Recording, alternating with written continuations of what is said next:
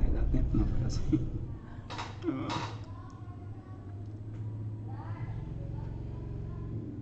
Então, pessoal, outra coisa que muita gente tem medo quando é uma prova de concurso de Enem é quando pega esse gráfico, né, que é chamado de pirâmide etária. Cai direto. Todo ano cai uma questão que envolva gráfico e geralmente cai quando envolve pirâmide etária. Para vocês aprenderem a ler, vamos dizer assim, uma pirâmide etária, esse tipo de gráfico, eu quero que vocês se situem somente em 2 pontos desse gráfico. A base, certo?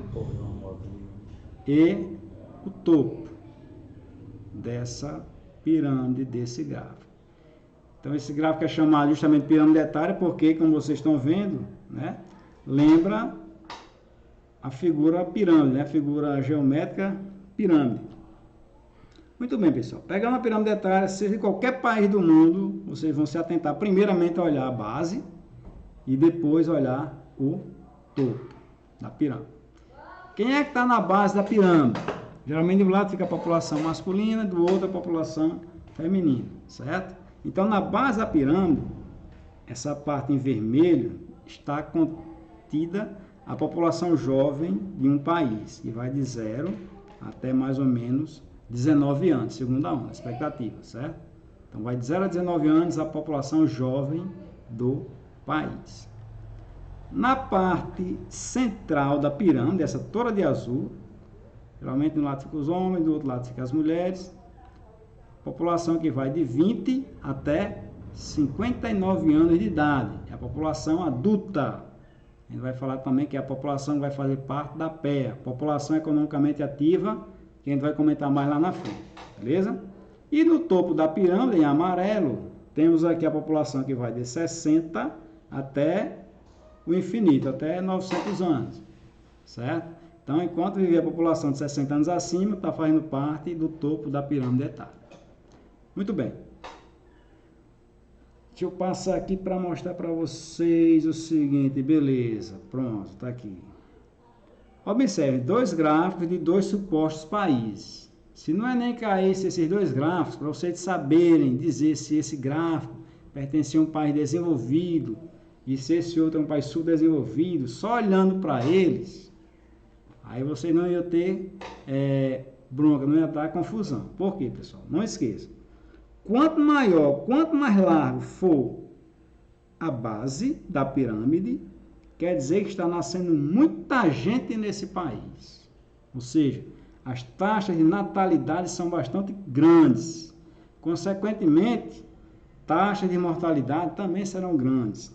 Então, se a pirâmide etária está mostrando a base bastante larga e o topo bastante estreito, a população idosa, quer dizer que as condições de vida nesse país aqui não são muito boas. É isso?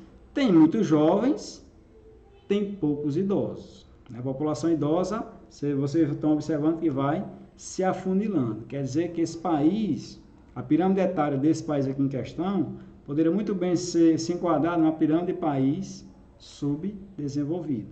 Certo? Essa outra que já não parece uma pirâmide. Vocês vejam que a população é jovem, né? Olha, é bem estreitinha a base dela, bem estreitinha. Quer dizer o quê? Que a natalidade aqui, o crescimento vegetativo aqui é bastante baixo, é pequeno. Aí quando você pega aqui o topo, população adulta, população com 60 anos ou mais, vocês podem observar que se não for maior, é igual à população de jovens, né? Geralmente em países desenvolvidos há mais adultos, há mais idosos do que jovens. Então você pegando um gráfico desse, uma pirâmide etária dessa, vocês podem marcar na prova do Enem, sem medo, que vai fazer parte de um país desenvolvido. Base curta, baixa natalidade, baixo crescimento vegetativo, baixa mortalidade. Topo largo, maior número de idosos. Se tem maior número de idosos, quer dizer o quê? Que as condições de vida nesse país são boas. Daí a grande longevidade ou expectativa de vida, beleza? Aí aqui tem a questão 5. O Censo 2000 do IBGE registrou, conforme ilustra o mapa, o gráfico a seguir, significativa redução do número médio de pessoas na família em todo o país, certo? Quero ver que ele fez o estudo de 90 a 2000, 91 a 2000. Então ele está dizendo o seguinte, que segundo o estudo, ao longo dessa década, a população urbana e rural, com relação a pessoas na família, veio diminuindo. Então aqui, antes de olhar o total, ele disse que em 91, uma família era composta por, geralmente, em média, 3,8 membros, 3,8 pessoas. Na área urbana, 3,4. Aí aqui, na área rural, a família, em média, tinha 4,4 pessoas. Em 91.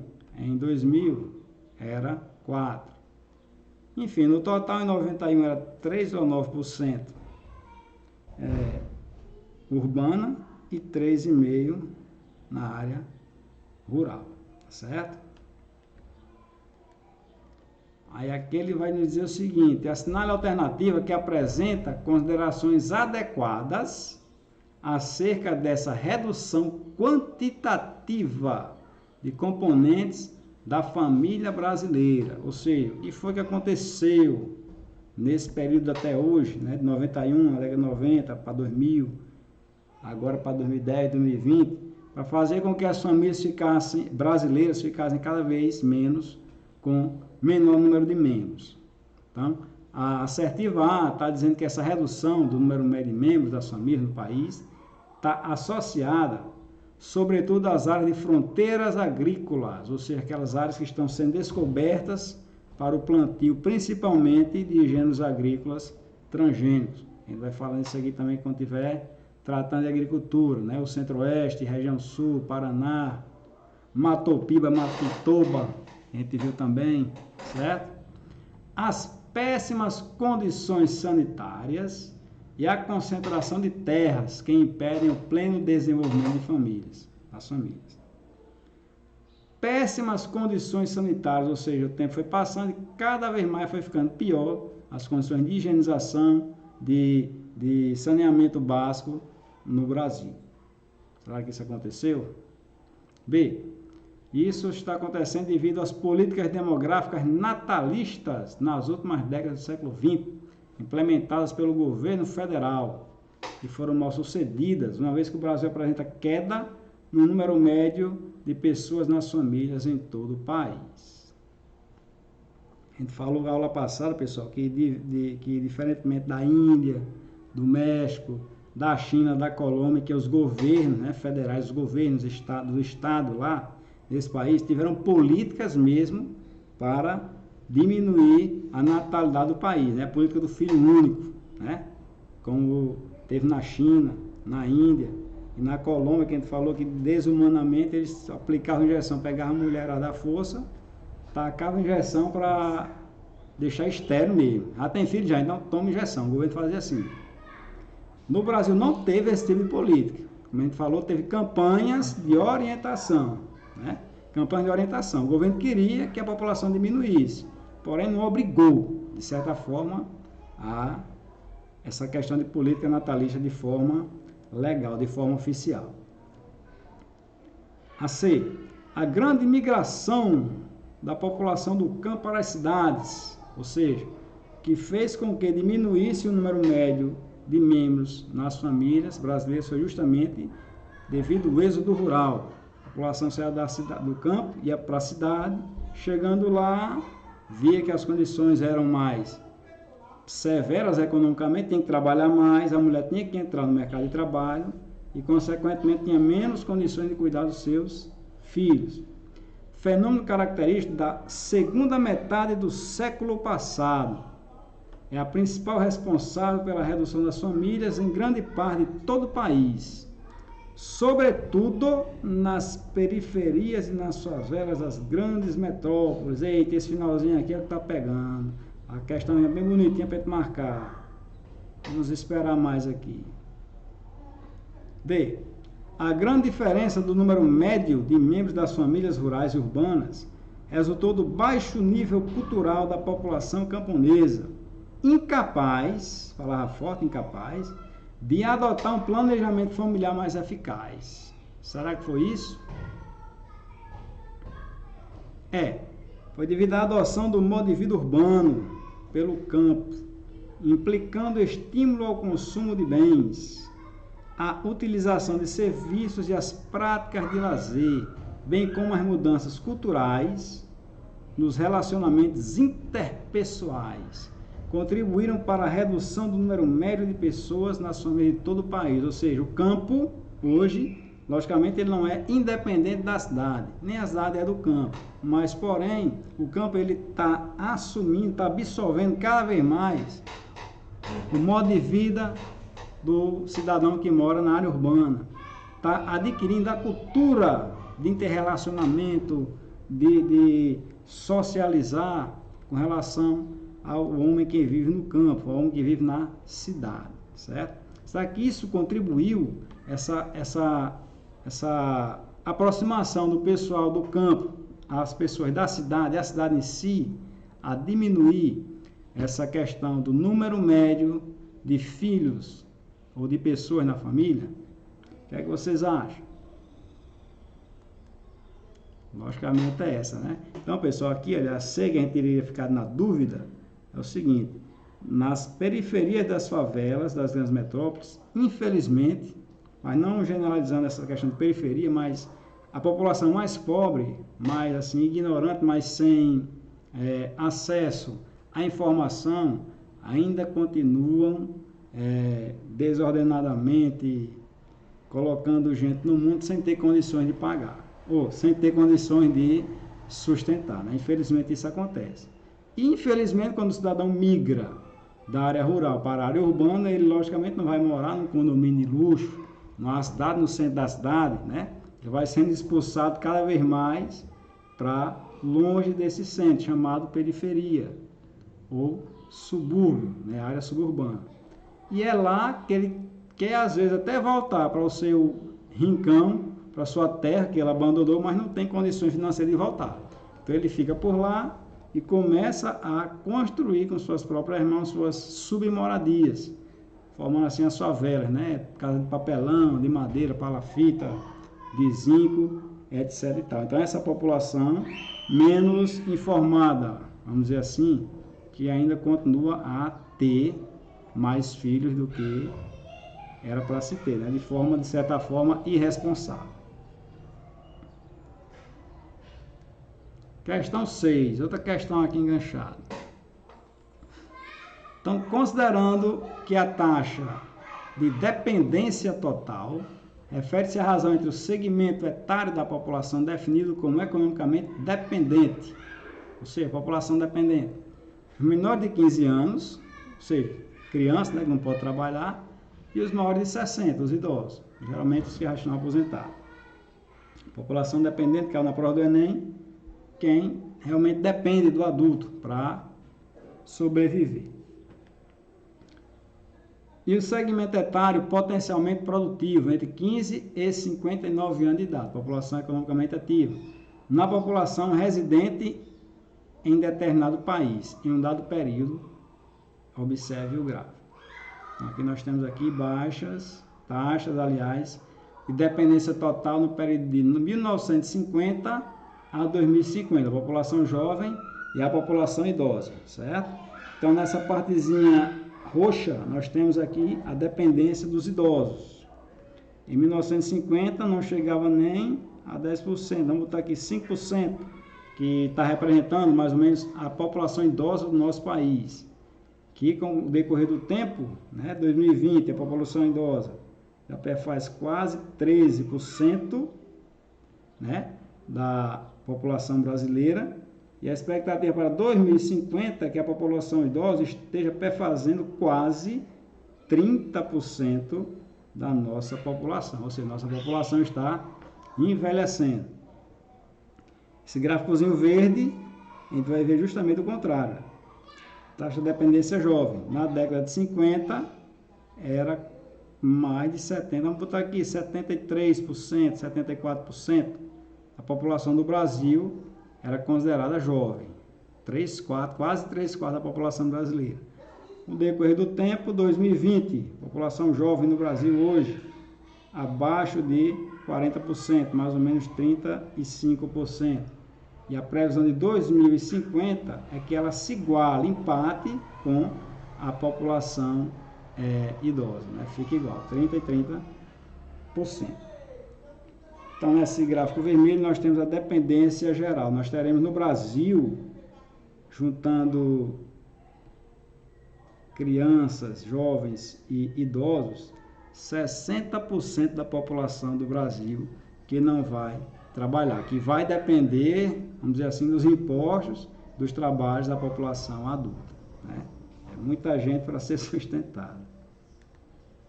Então, assinala a alternativa correta.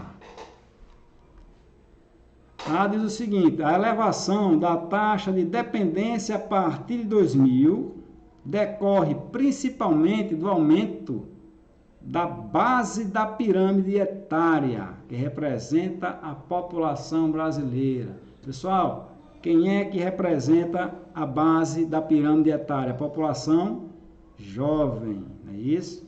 Então, não vai aumentar a população jovem, não vai aumentar essa base da nossa pirâmide etária, certo? B. A baixa taxa de dependência está diretamente relacionada a uma estrutura etária típica de países subdesenvolvidos, cuja representação gráfica assemelha-se ao formato de uma pirâmide. O que é que está acontecendo pelo gráfico? A população dependente jovem está diminuindo, é isso? A população dependente idosa está aumentando. Então, isso aqui não tem nada a ver com país, gráfico etário de país subdesenvolvido, certo?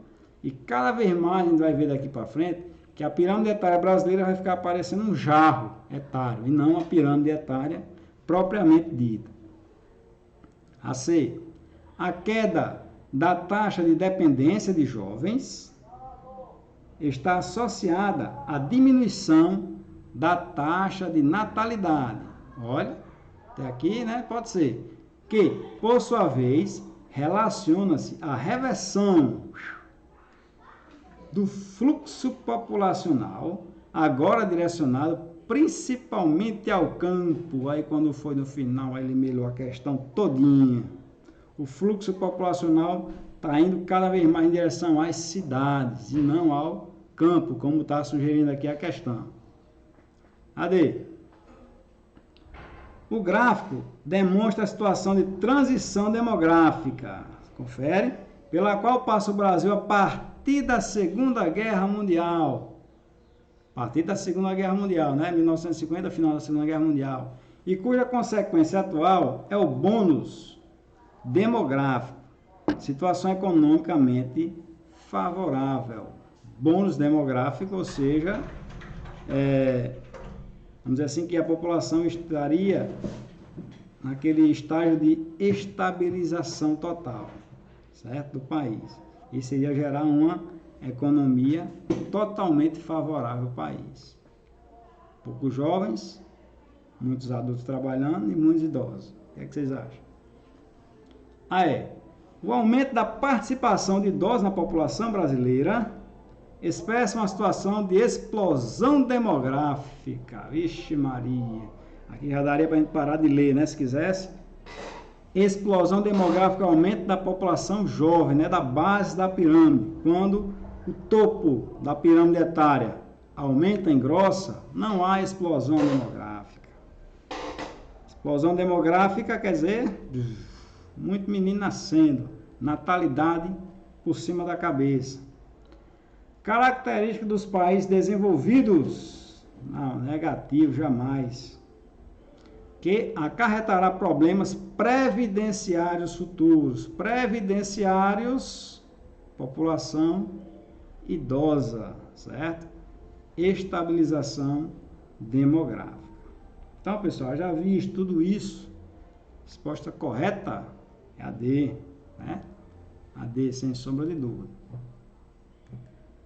Questão 8. Os gráficos representam duas tendências mundiais. Então, a gente vai analisar eles dois e vai assinalar a alternativa que está relacionada com o constante aumento do número de pessoas com 60 anos ou mais, certo? Então, aqui ele é duas grandezas, dois gráficos. Média do número de filhos por mulher, na década de 60 a 65 e de 95 a 2000. Aí colocou alguns países aqui. De todos eles, vocês podem observar que o único considerado aqui não desenvolvido é o nosso Brasil. Aí botou aqui nos Estados Unidos, 60, a média de filhos para uma mulher americana era de 3,3. Em 2000 caiu para 2. O Reino Unido 2,8, 65. Em 2000 caiu para 1,7. A França 2,9 e veio para 1,6. Canadá 3,6. Aqui tem esse gráficozinho que botaram aqui. Acho que foi um errozinho lá da questão. 1,6. E Japão 2,0 veio para 1,5. Alemanha 2,5 veio para 1,3. Itália 2,6, 1,2. E o nosso Brasilzão de guerra 6,2 veio para 2,3. Ou seja, no geral, toda a taxa de fecundidade, seja em países, daqui no caso, desenvolvidos, e o nosso Brasil em desenvolvimento, todos eles, sem exceção, caíram, né? Até que praticamente todos esses países desenvolvidos aqui têm a taxa de reposição demográfica negativada. Por quê? Porque a taxa de fecundidade desses países geralmente estão abaixo de 2,1 filhos por mulher. Aí o segundo gráfico está mostrando que a porcentagem da população do mundo desenvolvido com 65 anos ou mais, né? Ou seja, a quantidade de idosos que tem em cada país, na média, aliás, dos países desenvolvidos, certo? Aí pegou aqui a média de 1960 até 2030. Em 1960, a média de idosos, da população idosa, num país desenvolvido, era de 9,2%. Aí de 90 para cá veio só subindo, só subindo, só subindo, só subindo. Em 2020, esse ano, a proporção, a perspectiva é que seja 20% da população dos países desenvolvidos sejam de idosos. E daqui a 10 anos, 2030, vai aumentar mais 3 milhões de idosos nessa fatia aí, né? Então deu para a gente entender o mapa aí, os dois gráficos. Então a questão está dizendo o seguinte, pela análise dos dois mapas, que houve o quê? Houve uma diminuição da expectativa de vida e do número médio de filhos por mulheres em todos os países. Não, né? Não houve. Aumentou a expectativa de vida, como a gente viu aquele segundo gráfico, veio aumentando a população de idosas e realmente houve a diminuição do número médio de filhos. As taxas de fecundidade caíram, porém a expectativa de vida aumentou. B.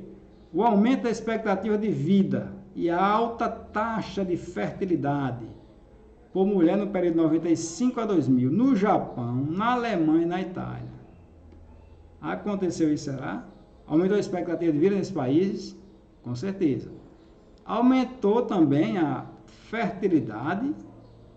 Não, né? A gente viu que todos eles, inclusive o Brasil, a taxa de fertilidade veio diminuindo. C. Houve um aumento da expectativa de vida e diminuição da taxa de fertilidade por mulher em todos os países. Olha. Tá bonitinho, né? Vamos para D. D. Houve a diminuição da expectativa de vida e da taxa de fertilidade por mulher nos países desenvolvidos. Não. Houve um aumento da expectativa de vida e houve a diminuição da fertilidade. E houve o aumento da expectativa de vida e a queda na taxa de fertilidade por mulher, exclusivamente no Canadá, na Alemanha, no Brasil, no período de 1960 e 2000. Aconteceu isso, pessoal? O que é que vocês acham? Observando o mapa. A correta, assertiva, C. Em todos os países aumentaram a expectativa de vida e diminuíram a fertilidade. Então, isso aqui não foi exclusivo somente do Canadá, da Alemanha e do Brasil, não. Foram de todos os países mencionados naqueles dois gráficos, beleza?